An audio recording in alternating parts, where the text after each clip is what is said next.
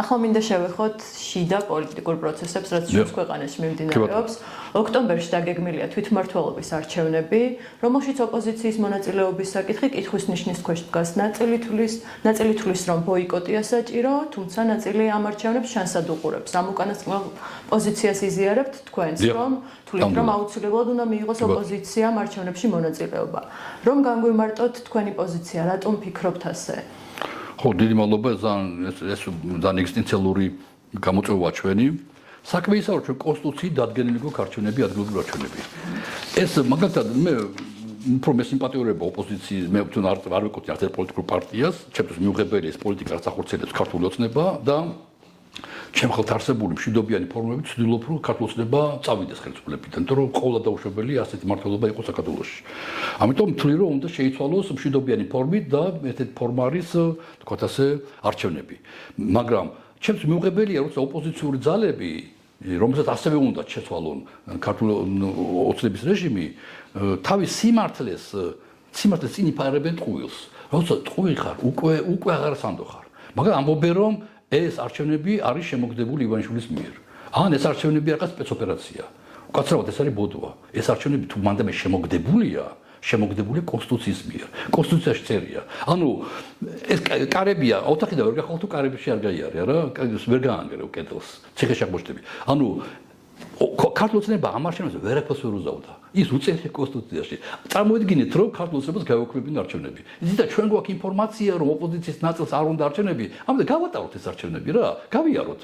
რა რეაქცია ექნებოდა თუ კიდე იმავე ოპოზიციას, რომ დემოკრატიას ებრძვიან რაღაცას, ანუ ხელისუფლებას ნებისმიერ ხელისუფლება ვალდებულია თავისი კონსტიტუციური ვალდებულების შესრულებას. ვიღაცა იტყვის, რომ არასრულებს რომ გეთახვევით ნატოზე არასრულებს, ევროკავშირზე არასრულებს და ამიტომ არ შესაძლებელი. მაგრამ ამ არჩევნებს თუ გაატარებდა ვერავინ უამრავი ადამიანი გამოჩნდება სხვა, მათ შორის მე, რომელიც ვიტყოდით, რომ ის ქვია დემოკრატიას არღვევს და არ ატარებს არჩევნებს. მაშელო გადაევადებინა გამოიწვევდა ძალიან რისხვას, მაგრამ შეუძლია გაეკეთებინა. მაშინ წინ გადმოეტანა დემოკრატიაში მოსვლა, წინ უკან გადაწანა არის არა დემოკრატიული, რომ წინ მაინც მიუღებელი იქნებოდა ქართული ოცნება რაღაცას ეშინია, რაღაც ამიტომ წინ გადმოიტანა არჩევნები. მაგრამ ვერ გადააგდებდა ფანჩიდან. ანუ რაღაცას უნდა ყველაზე სწორად მოიქცა ქართული ოცნება. მან თავის დროზე დანიშნა არჩევნები.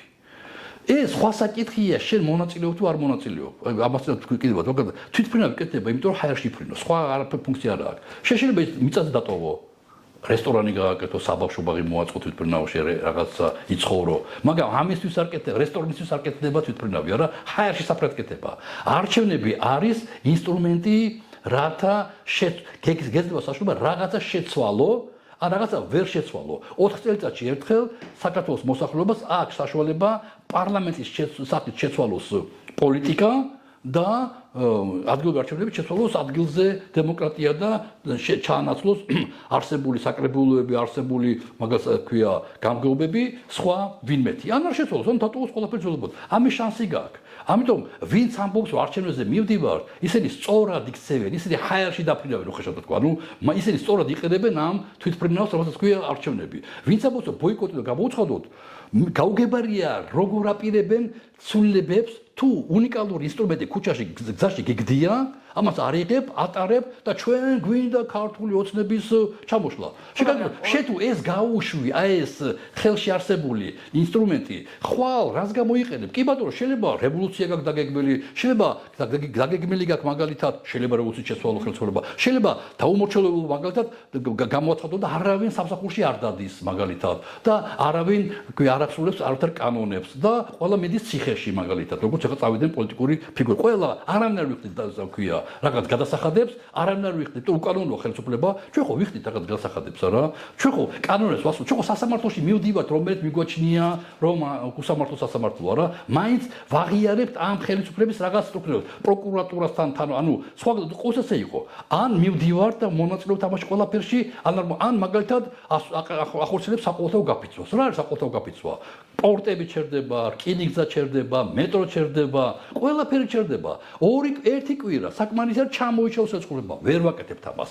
ანუ ესე იგი რაღაცა ცადა ოპოზიციამაც და საზოგადოებას რაღაცა მეთოდები უკვე რამდენი ხანი ერთი წელი გავიდა და არც ერთმა მეთოდმა არ გაამართლა. ჩვენ გაუმარჯოს ახტაცებული არის ახალგაზრდები და არა მარტო ახალგაზრდები მითხანა ყოველდღე ქუჩაში რუსთაველზე და არა მარტო რუსთაველზე ბათუმშიც ხალხი ახალციხეში ვიყავი იქაც ხალხი გამოდის რეგულარულად რაღაც მცირე რიცხოვანი მაგრამ მაინც ახტაცებული ვარ ამ ხალხის მე ვერ გამოვიდი რომ ყოველდღე ესენი გამოდიან ყოველდღე რუსთაველზე ცხოვრობდა ვერ გამოვიდი ყოველდღე და მაგრამ საკმარისი არა ასეთი ხალხი რომელიც პირობითად 1000 ადამიანი თქვათ რომელიც ყოველდღე ყველაფერს ტოვებს სამსახურს ოჯახს ყველაფერს და მიდის ქუჩაში როყავდეს 100,000 ადამიანი და არა 1000 არა უკვე დიდი ხანი არ არსებობდა ქართული ოცნება მაგრამ არ ყავს ეს 100,000 კაცი ამიტომ მარტო ბოიკოტზე წასვლა არსა დედამიწის ზურგზე მარტო ბოიკოტი სადაც არ არის მასობრივი გამოსვლები სადაც არ არის ლიდერი პარტია ლიდერი ფიგურა არსად არ უმუშავია აი ჰეზბოლა ვახსენეთ ჩვენ აი ჰეზბოლა გაიმარჯვა ბოიკოტით ჰეზბოლა იყო ტერორისტული ორგანიზაცია ქონდა იარაღი და იარაღი დატოვებდა თავის მოწინააღმდეგებს. აი დაახლოებით რომ ბოიკოტის ხალხმა რომ ჩემნარი ადამიანი გააგორონ ქუჩაში ახლა.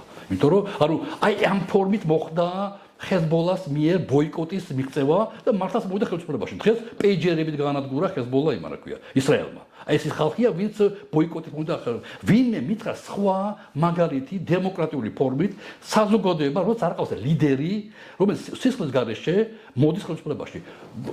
იმაში ქვია ტურისში მოხდა 30,000 კაცი დაიღუპა, ბოდიში ქვია. ტონიში დაიღუპა 300 კაცი, ვიდრე ხელისუფლება წავიდოდა. მზად ვართ ამისთვის. ჩვენ გზების გადაკეთებას არ ვარ მზად და 300 კაცის გასაწირად მზად ვართ. იმაში ლიბიაში კადაფი რო წავიდა, ჯერ ხო მოკლეს კაცი და ქუჩაში ათრიეს წლიანად და ყველა ნახა რომ მკვდარი იყო. დღემდე მიდის სამოქალაქო ომი. დღემდე მიდის სამოქალაქო ომი. 40,000 კაცი დაიღუპა უკვე. იქაც მოხდა ამ ფორმით. ხო დაუმორჩილების ფორმით. ეს მაგალითები შეგვიძლია მოყვეთ უამრავი. არ ჩავარდა ბოიკოტი ვენესუელაში, ჩავარდა ბოიკოტი იმაში ქვია ბელორუსიაში. ამიტომ ვინმე მითხარით გზა როცა არ აყავს ლიდერი, როცა არ აყავს 24 წლის საპარლამენტო არჩევნებს, როდესაც ოპოზიცია არ ცნობს ლეგიტიმურად, არა მარტო ოპოზიცია, ასევე საერთაშორისო საზოგადოებაც კითხვის ნიშნის ქვეშ აყენებს ქართული ოცნების ლეგიტიმურობას მართველი გუნდის. გაყალბდა საპარლამენტო არჩევნები. კი ბატონო. გვაქვს შემდგომი არჩევნები წინ. რა გარანტია გვაქვს? არავითარ გარანტია. არავითარი გარანტია. ქართული ოცნება. მაშინ მოგვიწევს რომ ორი არჩევნები გავაპროტესტოთ. ხო, არავითარი გარანტია არ არსებობს. საპარლამენტო არჩევნები არის საპარლამენტო არჩევნები. ეს არის მარცხენა ხელი სიტყვაზე.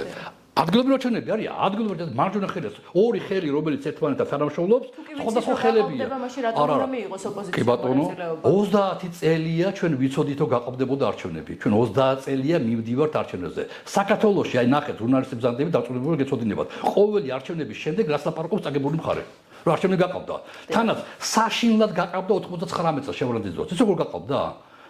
ხმებს კი არ წერდნენ ზებოთ, ქვემო წერდნენ. 120% იმი ჰქონდათ ჩაღრილი ბიულეტენი იყო ყველა ბიულეტენი, ზედმეტი ბიულეტენებიც კი. და ცენტრალური საარჩევნო კომისია გაუგნებული იყო და წევდნენ ქვემოთ პროცენტებს 90%-ამდე, 120-დან 80 იმდენად თავხედური გაგიგის იყო რა ქვია. სააკაშვილმა 2008 წელს კატასტროფული გაყალბება განახორციელა. კატასტროფული. ყოველთვის გაყალბებებია. ყოველთვის. სამაგეროდ ჩვენ გვქონდა სამჯერ უნიკალური გარღვევა. საქართველოს. არ ყვები მე ტურიზმზე და არ ყვები მე ლიბიაზე. გამსახურდია ნახეთ კადრები რა, როგორ გამოდის ჭანტურია და როგორ მოუწოდებს ხალხს არ მივიდეთ არჩევნებზე. ბოიკოტი გამოაცხადა. გამსახურდი არ შეიძლება საბჭოთა არჩევნებში მონაწილეობა. ესენი არიან ოკუპანტები, ეს არის უკანონო ძალა. როგორ შეიძლება ოკუპანტების არჩევნებში მონაწილეობა? გამსახურდია შევიდა და გაიმარჯვა. და ანუ ამორჩე თუ პოლიტიკური პარტიებიც კი არ იყვნენ მის გვერდში. უმრავლესობა მგვალი მაგიდა შევიდა მარტო და რამე მონაწილეობდი მაშინ არჩევნებში ბლოკი თავისუფლება იყო. კარგად ვიცი ეს როგორ და მიუხედავად იმისა იყო კატასტროფული საშინელი და წევლა კრულვა ხალხისა წერეთელი წინადღით გამოვიდა არჩევნებზე არ მიხვიდა დაწყევლა კიდევაც ხალხის უშლებას ითქვა. ხალხი მივიდა, ყველა არ მივიდა ხალხი მივიდა და ვინც მივიდა იმან გაიმარჯვა კომუნისტებს. ეს პირველი შემთხვევა. მეორე შემთხვევა შევრნაძის დროს, როცა სააკაშვილი წავიდა, სააკაშვილი ჯერ წავიდა ადგილობრივ არჩევნებში. მერის კი არ იყო, საკრებულოს თავმჯდომარე ხდება და შემდეგ საკრებულოდან იწყებს ბრძოლას პარლამენტზე და იმარჯვებს. შევარდნაძე ამბობს აყალბებს და აყალბებს, კატასტროფულად აყალბებს არჩევნებს. სააკაშვილი მაინც იმარჯვებს. მესამე შემთხვევა იყო იმან შემთხვევაში, როცა სააკაშვილის არჩევნებში შევიდა. წინა აი ესე გაყალბებული წინა არჩევნები ქონდა 2008 წელს, საშინელ გაყალბებული არჩევნები, მიუხედავად ამისა, ივანიშვილი შედის მის არჩევნებში, კოალიცია ქართული ოცნება და მის წესებით ამარცხებს მას. ასე რომ გვაქვს მაგალითები დადებითი. ეხლა გვაქვს უნიკალური შემთხვევა. საკრებულო არ არის პარლამენტი, ჯერ ესეთი. მეორე ესეთი, კაი.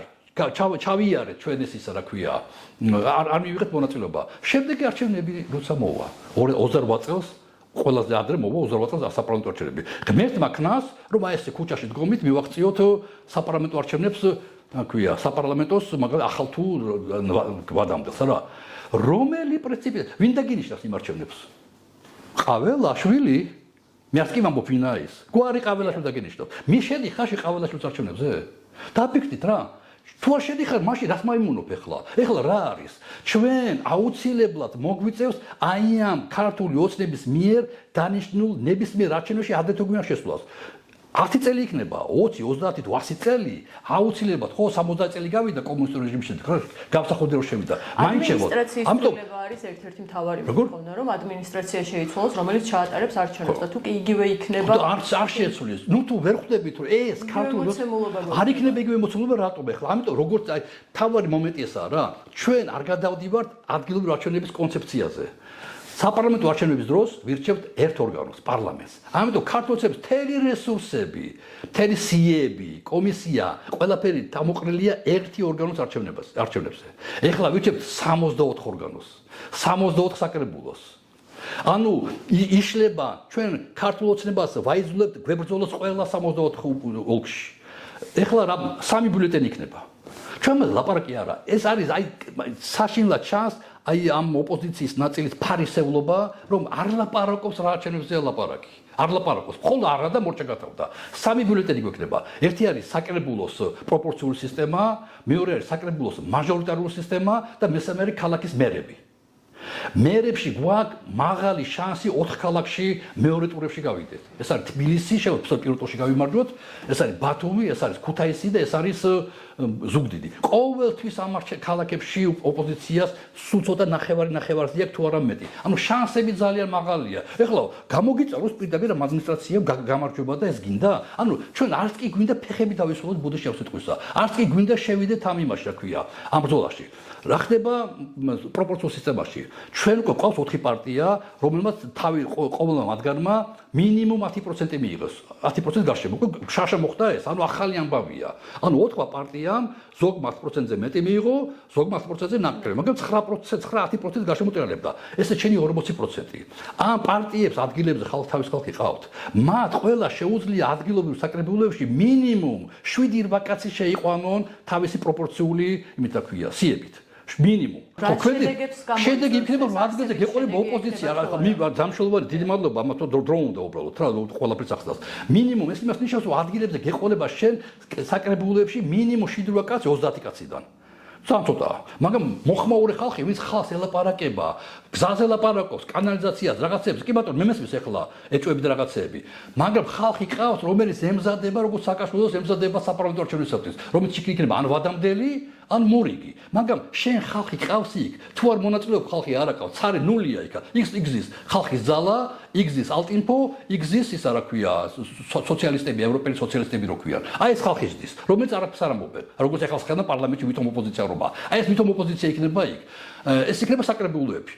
საკრებულოში შეიძლება მივახციოთ მინიმუმ აი 7-8 კაციან რაღაც მონაწილეობას. ყველგან წავაგებთ მაჟორიტარულ კანდიდატებს თითქმის. თუ რომელიმე მაჟორიტარმა სადმე გაიმარჯვა, ძეგლი უნდა დაუდგათ. ინდა სამარცხვინო, უნდა ამაზრზელი, უნდა ამორალური კანონი დაწერა ქართულ ოცნებამ, რომ მაჟორიტარებში ვერ გავიმარჯვოთ.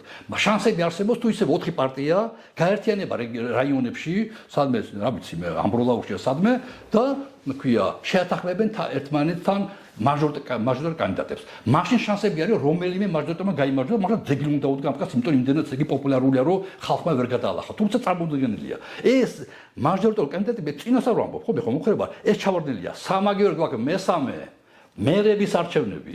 აქ გვაქვს ძალიან სერიოზული შანსი 4 ქალაქში გავიმარჯვოთ, ან შევქმნათ განცდა გამარჯვებისა. ჩვენ ვაძლიერეთ იმ ხალხს ქუჩაშია. ესე იგი, თურმე ქართულ ოცნებაზე გამარჯვება შესაძლებელია. თუ არ მონაწილეობთ ქართულ ოცნებაში ყველა საშინელია, რითაც დავიწყოთ ყოველთვის ლაპარაკი. თუ არ მონაწილეობ ქართულ ოცნებას გააყავს თავისი სატელიტი კვერცხიდან გამოჩეკილი პარტიები. ქმნის ილუზიას, რომ საკრებულოში არიან ოპოზიცია. არც ერთ ბიულეტენს არ აყალბებს, არც ერთ. აბსოლუტურად სუფთად ატარებს არჩევნებს და სოფლოს ეუბნება. უკაცრავად ბატონებო, არჩევნები ჩავატარე. ფილტრი არ მქონია. ყველა პარტია მიუშვი არჩევნებამდე. ესენი არ მონაწილეობდნენ არჩევნებში პრობლემა. ვინმეა საუგზალე არჩევნებში მონაწილეობა? ბელორუსიაში ნახეთ რა ხდება, რუსეთში ნახეთ რა ხდება, როგორ არ უშვებენ ოპოზიციას არჩევნებში, ხო? ნავალნი რაებს არ იგონებდა, უმნენ გალასავანი, რაღაც ჭკვიანი არჩევნები, რაღაცები, რომ კომუნისტებს მიეცეთ ხმა, რომ რაღაცნაირად შეექმნათ ილუზია, რომ ვიღაცები მაინც პუტინის წინააღმდეგარი არიან. ჩვენ ეს არა გვაქვს. სოფლიობას ვერ გაიგებს. ბელორუსიაში არ უშვებენ ოპოზიციას. ვენესუელაში არ უშვებენ, რუსეთში არ უშვებენ. ველაპარაკობ მეტნაკლებად პროევროპულ რაღაცა იმებს. არ მიიღეს მონაწილეობა. აგერ ამდენი მყავს ოპოზიციური პარტიები. ესენი არიან. რატო ვარ მე აზერბაიჯანზე უარესი? რატო ვარ მე ყირგიზეთზე უარესი? რატო ვარ მე ტაჯიკეთზე უარესი? თუ იმას ხელს არ თვევ, მე რატო არ მარტო? არა მაქვს პრობლემა, რომ მე ვარ არ მინდა მიმიფურთხებია თქვენი ევროკავშირისათვის. მოვდი ვარ იქედან. მაგრამ როგორც ავტორიტარული მმართველი, სხვებს უკეთესი რატო არა ვარ? ევროპა ამას აუცილებლად მიიღებს. აუცილებლად მოხდება ის რაც მოგვეშინია. ევროპა აი ასეთ არჩევნებს, გაუყალბებელ არჩევნებს აღიარებს ჩატარებულ არჩევნებად. არა იდეალურად, რაღაც მაგრამ ჩატარებულ არჩევნებად ჩამოვლენ, აი ნახავთ, პირველი აღიარება, ახლა ხდებიან ვიღაცებს ხაპარია. აღიარება როდის მოხდება, იცით? როცა კობახიძე ჩავა ბრიუსელში და მას შეხვდება მაგალითად პირველი პირები ეს იქნება აღიარება. როცა ქვია ჩამოვლენ პირველი პირები ჩვენთან იმაში ქვია თბილისში და ანუ არ მოხდა ეს ყველაფერი. აი მე ვნახეთ აი ეს იმიტომ ევროპას ჭირდება ავტორიტარულ რეჟიმებთან თანამშრომლობა დედამიწის ზურგზე მინიმუმ 70% სახელმწიფოებისა და მოსახლეობისა ცხოვრობს ავტორიტარულ რეჟიმებში. მხოლოდ 30% ცხოვრობს დემოკრატიაში. ნუ ვერ შევდივართ ამ დემოკრატიაში, ვერ ვახდებით. ქუჩაში დაგდებულ არჩევნებში მონაწილეობას არ ვღებულობთ. ეს გაუგებარი იქნება დემოკრატიულ სამყაროსათვის. ისე ჩვენ გვეფერებიან, ხო რა თქმა უნდა, ხვალტყვია თქვენ უკანონო ადმინისტრაციას შედგა. ამ ადმინისტრაციამ ჩაატარა საპარლამენტო არჩევნები. ანუ ჩვენ ამ ადმინისტრაციას ვენდეთ საპარლამენტო არჩევნებში ერთი. ჩვენ ვიცოდით ფარახობ შედეგი დიბატო მაგეთკენ მივდივართ. მეორე, ჩვენ მივედით საპარლამენტო არჩევნებში. ანუ არჩევნებში მონაწილეობით შენ არ ცნობ არჩევნებს ლეგიტიმურად. შენ ორგანოში არ შესვეცნობ არალეგიტიმურად.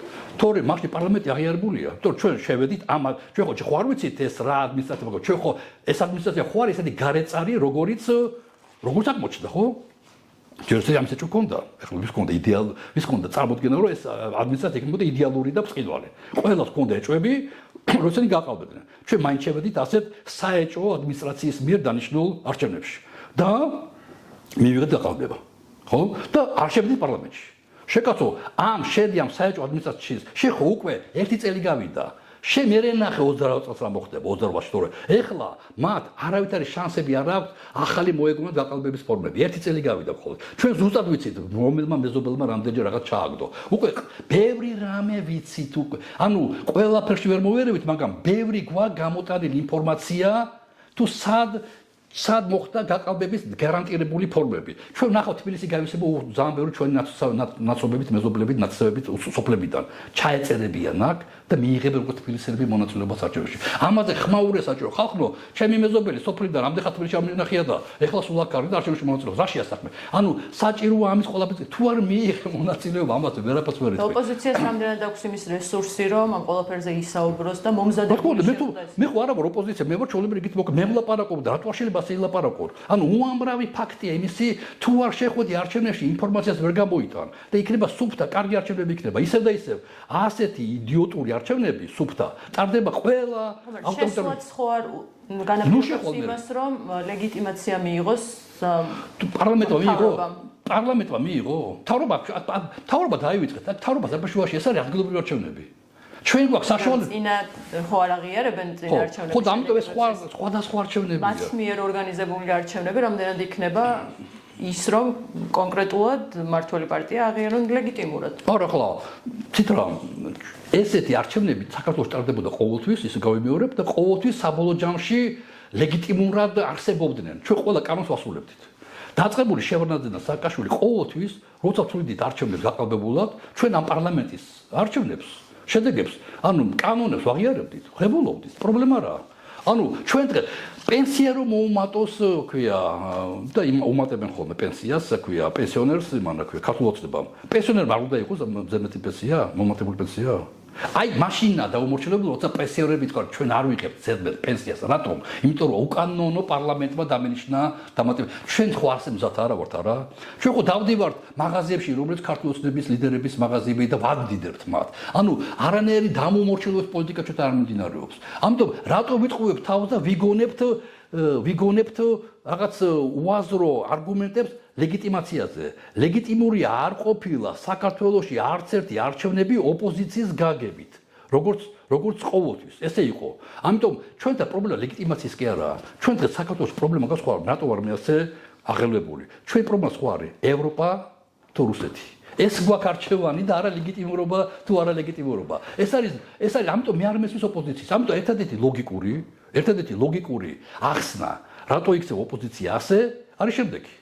ვინ ბოიკოტის მომხრეა, მას უნდა რომ გაანადგუროს შუა, გაკრეფოს შუა, რასაც ივანიშვილი ამბობდა. შუა უნდა გაიკრეფოს. და ამას მოვდი თავიდანვე. და ივანიშვილი ამბობდა, ცნობილი გამოსვლა ჰქონდა იმას, ლაშა ნაცნობშვილს მოთქვა, რომ ჩვენთვის თავარი ამოცანა იყო ნაცნობი მოძრაობის დატოვებაო. შუა არის მდინარე, რომელიც შუა უნდა გაიკრეფოს. შუა რას ნიშნავს? მე აქეთა ვარ, ვიღაცა იქეთა და შუა გაიკრეფოს. იქეთა მხარე იყო ნაცნობი მოძრაობა. ნაციონალურ მოძრაობასა და ქართულ ოცნებას შორის არსებული პარტიები. ნაციონალური მოძრაობა არც ერთს არ უჯერენ მხარს, რაღაც მესამე ძალად ჩამოყალიბებულ პარტიებს. ხო, აი მესამე ძალად ჩამოყალიბებული პარტია არის მომხრე არჩევნებში მონაწილეობის. ლელო და გახარია. ნაციონალური მოძრაობა და იქიდან გამოსული ხალხი ყველა წინააღმდეგია. რატომ? იმიტომ რომ თუ მიაღწევენ იმას, რომ ვერავინ ვერ შევა საკრებულოებში და ვერავინ ვერ მიიღებს არსებობის საშუალებას, არა, 28 წლისთვის ეს პარტიები აღარ იარსებებენ. მაგრამ დარჩება მყარი, ბირთვული ამორჩეველი ნაციონალური მოძრაობა. მას ყავს დაამტკიცა 10%-ია თუ 20%-ია თუ 15%-ია, მას ყავს თავისი ბირთვი ამორჩეველი. და როცა არავინ არ იქნება სხვა, ნაციონალური მოძრაობა ხელახლა დარჩება მიზიდულობის ძალად. სხვა არავინ არ იქნება. ამიტომ როცა სხვაში ერთი პატარა კუნძულია, ყველა გემი, რომელიც გარშემო ცურავს, ამ კუნძულზე მივან და თუ ერთი აეროპორტია ისლანდიაში რომაა. აეროპორტი ყველა თვითმფრინავებიდან დაფრინავენ ამერიკაში. ისლანდიის გავლითო თუ რამე პრობლემები ექნათ, რომ დაჯდნენ ამ ისლანდიის აეროპორტში. თუ მხოლოდ ნაციონალური მოძრაობა, თუ რამოდენ პარტია დარჩება, აი ამ 4 წლიანი ზამთრის შემდეგ, რომელიც 28 წელს გამოზაფხულდება, შანსი შეგვექმნება ხელახალ არჩევნებში მონაწილეობა, ყაველაშვილის დანიშნულ არჩევნებში მონაწილეობა და იმედია მაშინ მაინც გონს მოვეგებით, რომ საჭიროა ადგილობრივში თუ არ მონაწილეობა, რატომ უნდა მიიღო მონაწილეობა პარლამენტში, მე არ მესმის ეს. იგივე გაყალბებულია ყველაფერი. თუ ვერ აღწევ ადმინისტრაციის შესვლას და თუ აღწევ და თუ ვიღაცა რა გვარია დღევანდელი თავმჯდომარე რაც კი ვიცი იმის ცენტრალური საარჩევნო კომისიის კალანდარიშვილი. ხო, კალანდარიშვილი. თუ კალანდარიშვილის შესვლა ზაქარიაშვილი, ამით არაფერი არ შესვლა, თუ ზაქარიაშვილი ისე გადაწყვეტილი იქნება როგორც კალანდარიშვილი. რა მნიშვნელობა აქვს ამბავ? და არ გაუკეთებია შევარდნაძეს თუ არ გაუკეთებია სააკაშვილს, რომ შეუსვლი ერთი ნომინალური ფიგურა, მეორე ნომინალური ფიგურა. რატომ უნდა გააკეთოს ეს ივანიშვილმა? ამიტომ რა თქმა უნდა ეს მომენტები არის გასათვალისწინებელი. ამიტომ ამაზე პასუხები არა, რატომ ნაციონალურ მოძრაობას უნდა რომ ჩამოიშალოს არა ივანიშვილი, რომელიც ვერ ჩამოშლის. არ მეთქეს დანარჩენი ოპოზიცია, რათა შემდეგ არჩევნებზე დარჩეს მარტო და გაახდეს მიზიდულობის ცენტრი სხვა პარტიებისათვის. ერთადერთი რაც შეუძლია გააკეთოს ახლა ქართულ მოძრაობამ, მას ჭირდება საპარლამენტო არჩევნები, იმიტომ რომ ვერ შეასრულა რუსეთის დავალება და ვერ გააუქმა საკონსტიტუციო უმრავლესობა, ვერ გააუქმა, ვერ ამოიღო კონსტიტუციიდან ნატო და ევროკავშირი. მას ვალდებულება გარკვეული. ეხლა მართლა ბევრი თემებია, პუტინმა ერთხელ და ერთხელ შეგვაქვა საქართველო. მხოლოდ რაც უკრაინაში შეიჭრა, არც რუსულ კანონის მიღებაზე, როცა ბოლჯავში მიიღეს, არც ფარას მიღებაზე, არც არჩევნებში გამარჯვებაზე, თქვათ ასე. არა, ახმა არ მოუღია. ერთადერთხელ შეაქო საქართველო. 1 საათში რაც ეს მოხდა, როცა გამოვიდა კობახიძე და თქვა, რომ ჩვენ უარს ვამბობთ ევროკავშირზე. ვინაიდან ვერ მიიღო ქართულ ოცნებამ თავისი სამოყვარი 60%-ზე მეტი, მაშინ შეცვლიდა კონსტიტუციას. მათ მოუწევთ წინსწრებად გაკეთება განცხადების, რომ მიუხედავად იმისა, რომ არ გვაქვს საკონსტიტუციო უმრავლესობა, ჩვენ არ მივიდივართ ევროპაში და პუტინი ასტანაში არის დსთ სახალხო შეხვედრა. ერთ საათის განმავლობაში ვიღაცა მიუტანა ინფორმაცია და თქვა, მე აღტაცებული ვარ ქართველი ერით, მათი ვაჟკაცობით, მათი გმირობით, ახლა გაოგნებული ვარ პირდაპირ, თავს თქვა, რომ დიდხანს ვაკურდებიო. შეკაცო, თუ დიდხანს ვაკურდები, ამ დიდხანს ხმარად არ მოიღე, ხო? და მიხარია, რომ მათ ეს გადაწყვეტილება მიიღესო. ეს გადაწყვეტილება იყო ევროპაზე უარის თქმა. ანუ ეს საშინაო დავალება დაგვრჩა. 54% თავისთავად არაფერი უაღრესო ციფრია. იმას, რასაც აკეთებს დღეს ქართული ოცნება პარლამენტში, ამ დაკეთება შეიძლება 49%-იც. მე ნაკლებით არა. 49% დაეწერათ, არა, ნაკლები უნდა დაღება იქნებოდა 50% არ გადაალახეს რაღაცები. ესენი არ შევიდნენ პარლამენტში და ყველაფერი წესრიგშია, მართავენ როგორც დღეს მართავენ. 54% არის სულელური ციფრი რაღაცისთვის მიწერილი, აშკარად გაყალბებულია. მათ ვერ მოფხიკეს რაოდენობა რომ გაყალბებას რამდენიც უნდა იმდა დაიწერეს არის ზღაპარი გამორიცხული ესე არა რაც უფრო მეტი ხალხი მიდის არჩევნებზე მით უფრო ნაკლები დაწერა შეგიძლია აი თუ ბოიკოტს ვაცხადებთ დაიწერენ თუ აღმოჩნდება რომ ბოიკოტი ცხადება გარანტირებულად ანუ ორი პარტია გარანტირებულად არ მიდის რაც ხდება ქართულ ოცნებამ შეიძლება დაგვინიშნოს ადგილარჩევნების დღეს საპარლამენტო არჩევნები აი მე ნახოთ რა მოხდება რომ მე გაოგნებულები ვიქნებით უკვე იმ გაყალბებით რომელიც მოხდება რომელსაც ვერ დავიფიქსირებთ რომელსაც ვერ გამოვიტანთ გარეთ და დაიწერს 60%-ზე მეც და ამოიღებს კონსტიტუციიდან როგორც ნატოს ისე ევროკავშირს უამრავ რაღაცებს შეცვლის და მე ვილაპარაკოთ რას მიაღწიეთ იმითი რომ რა ქვია ბოიკოტი გამოცხადეთ მაგრამ ამაზე ხო ისინი არ წავლენ ისინი ისევ დაიწყებენ მარსზე და მთვარეზე დაბრალებას იმისას რომ მათი ბრალია რომ არასწორად ტრიალებენ დედამიწის გარშემო ძალიან დიდი მადლობა ბატონო პატა სიღრმისეული ანალიზისთვის და იმედია საზოგადოებას და ჩვენს მაყურებელს დაეხმარება ეს საუბარი რომ პროცესები უკეთ გაიაზრონ